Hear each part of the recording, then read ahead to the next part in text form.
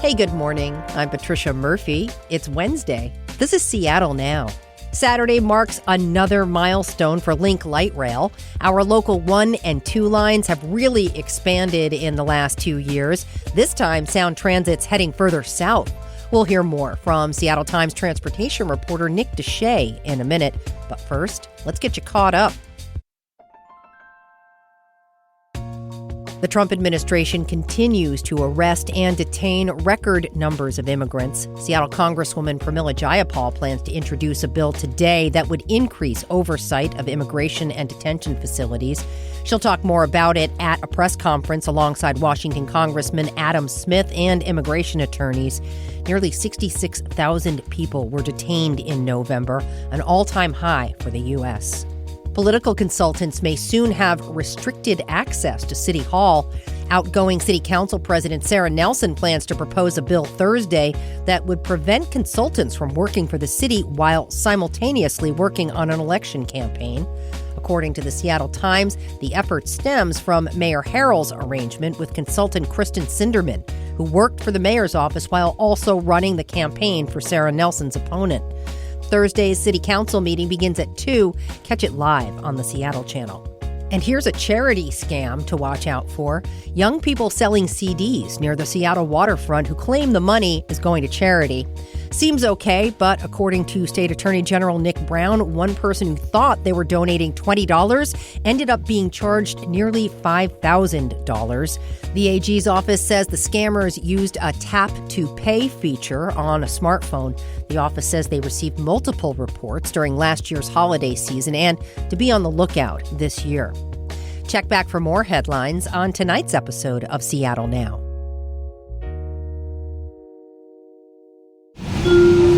This is the one line. Light rail is expanding, and after adding stations north to Linwood, Sound Transit is moving further south. It's been 2 decades since the plan was approved and 5 years of construction. This Saturday, stops at Kent Des Moines, Star Lake, and Federal Way will be open. The Federal Way stop is home to a shopping center with quite a few businesses, including Marlene's Natural Foods and Deli, which has been in its location since the 90s. Marketing coordinator Joe Morales says Marlene's is ready to celebrate on Saturday. We're going to have some tasty baked goods samples and, hot coffee and fresh smoothies if that's what you're into. I know it's probably going to be a little chilly, so the hot coffee sounds pretty nice. Morales says when construction started in 2020, that combined with the pandemic was a pretty tough period for business. But with their new prime location right next to the light rail stop, he's feeling encouraged.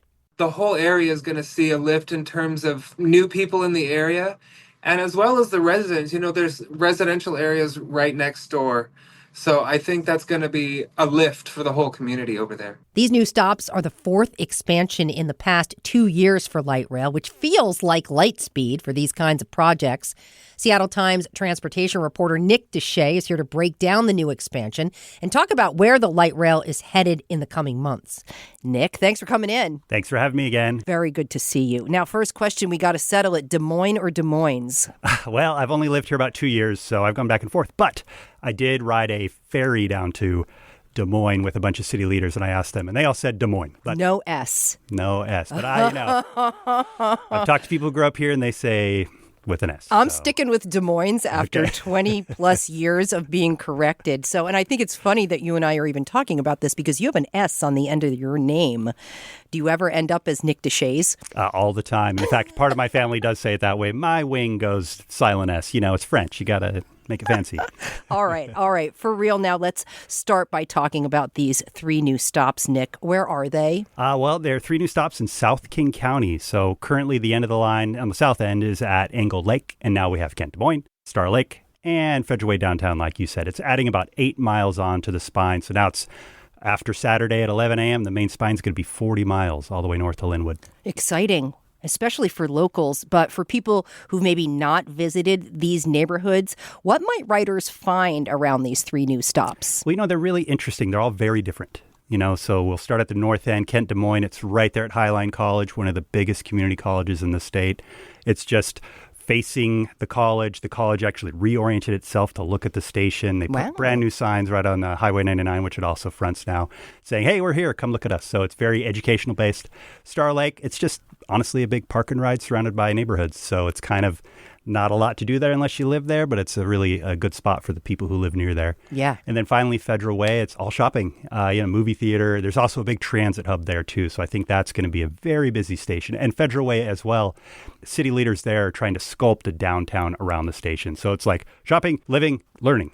And we could talk more about the opportunities for cities in a minute. But you spoke to students and workers in the area. I'm sure they're excited. What did they say about what this extension means for them? Oh, they're very excited. I mean, the students are excited just because it's right there. And, a lot of students already are taking the bus. I think they didn't do a census of each student, but about 4,000 or 5,000 students show up every day to campus. About 2,000 or 3,000 people ride the bus. So I wouldn't say half, but it looks like a quarter or half of students ride the bus already. So they're not all going to ride light rail, but they're really going to use it. Not only is it a good way to get to campus, but it really opens up Seattle to internships and jobs. And I talked to Jasmine, they're the student body president at Highline, and they said, maybe I can get a job, I can do an internship, or they're also said, I'm just excited to get to Seattle to see a concert or see my friends. And so it really will not just impact Des Moines and Kent, but it'll bring people up to Seattle. And then I talked to some folks in workforce development in South King County, and we really talked a lot about how the workers will use this. And we talked a lot about the pandemic. The world shut down. A lot of us started working from home. A lot of people in South King County couldn't work from home. They were the essential workers. They had to get to work to keep us healthy and alive. There's people in healthcare and hospitality, things like that, where they didn't have a choice to work from home. The 10 lines that lost the fewest riders in King County during COVID all served South King County, just showing how much the city relied on these people when the world was closed down. So I think those two things show that the workers and the students of South King County really are going to probably appreciate this new line. Probably going to save some time. Oh, I would hope so. I would think so. I mean, it's a train, so it's not stuck in traffic. So there alone is great. Welcome to the new problems of transit. Exactly. So they won't get stuck in traffic. They won't have to worry about parking much anymore. But even if they don't live close, or they're not necessarily this is not the most convenient thing, they're opening parking garages up and down the line. I mean, the 3 new stations total have 3,100 parking spots. Yeah, that is a very big deal because that Angle Lake station was getting packed. Oh, packed. End of the line. Linwood got packed, just as Northgate used to be packed when it was the north end. As you said, Angle Lake is packed. So now there's all these spots. I imagine Federal Way will be packed, but I imagine Star Lake and Kent Des Moines will also see their own high numbers. As great as this is, Nick, I am secretly worried my train is going to be more crowded. Has Sound Transit given any information on how this is going to impact ridership? Should we expect busier commutes in the Seattle area? I would say so. Right now, on the average weekday, about 120,000 people ride. 110,000 on the main line, 10,000 over on the 2 line on the east side. They expect this to add something like 20 to 23,000 riders. Okay. And so, yeah, if you're getting on at Angle Lake and you really like your empty seat because you're the first one on the train, you probably have to start looking to share a seat with somebody. But, it is going to impact ridership in a good way. Sound Transit wants more riders, so they're looking forward to those busy trains. Are they going to add more trains, maybe? They are, and it's really something that comes when the 2 line connects sometime early next year. And then we'll have headways, which is, how often trains run. They'll be running every 6 minutes. So there'll be just a train after train after train. All right, back to the cities around these new light rail stops. We've talked in the past about the opportunity for this new development. What have they been doing to prepare to take advantage of this moment? Well, I think like every station that opens, things are going to transform around there. A year ago or more than a year ago, when I wrote about Linwood, it was about just the housing boom that was happening there. When I wrote about Redmond opening, the extension to Redmond, another couple stops in Redmond on the 2 line, it was basically transforming this sleepy little country town that was a suburb is now kind of being a city unto itself. Same thing's happening south of town, like I already mentioned, Highline reoriented itself, literally changed the direction it was pointing, basically, the entrance. You used to drive on Highway 99, you couldn't really see Highline College. You would see Baskin Robbins in a little alleyway, and then you'd have to go down to 240th and turn right, and there'd be the main entrance. Now the main entrance is right on Highway 99. Sadly, we lost a Baskin Robbins. They built a new building right there, signs that say Highline College. One of the leaders at the college told me, they want every rider to be on that train seeing Highline College and maybe hey, maybe I have an opportunity there. And then in Federal Way, of course, they're, like I mentioned as well, they're kind of sculpting a downtown around there. They built a new performing arts center there. There's a park there. They're really trying to change Federal Way and make that kind of the center of the city there. It feels like light rail has expanded a lot recently. I've been around long enough to remember the slow build to even the Northgate station. How has our light rail system changed? Yeah, I mean, it's been growing fast. I mean, I've been here a couple years and I've seen 4 extensions. I mean, the 2 line opened in April of last year. A few months later, the 1 line extended to Linwood. Yeah. And then earlier this year, we had 2 more stops open on the 2 line up into Redmond. And now, of course, this extension. I mean, it's pretty big. We've looked into it at, it's hard to find all the transit work happening across the country, but it looks like the only other train system that's growing as quickly as Seattle's is in LA. So Seattle's really going for it. 1 line is 40 miles long. The 2 line is going to connect early next year and add even more on. So it just keeps going. I think we're going to see a lull at this point as they kind of figure out what's next. Is it West Seattle Ballard? Is it Issaquah, Kirkland? Those sort of things. All right. Well, I'm just going to enjoy this expansion right now.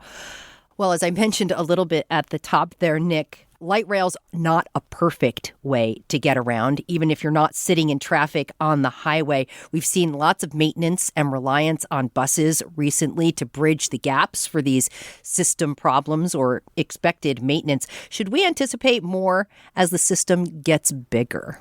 I would say so. It's become a fairly common feature of these power outages and mechanical problems and signal issues. And, Sound Transit has said it's part of the issue when you grow.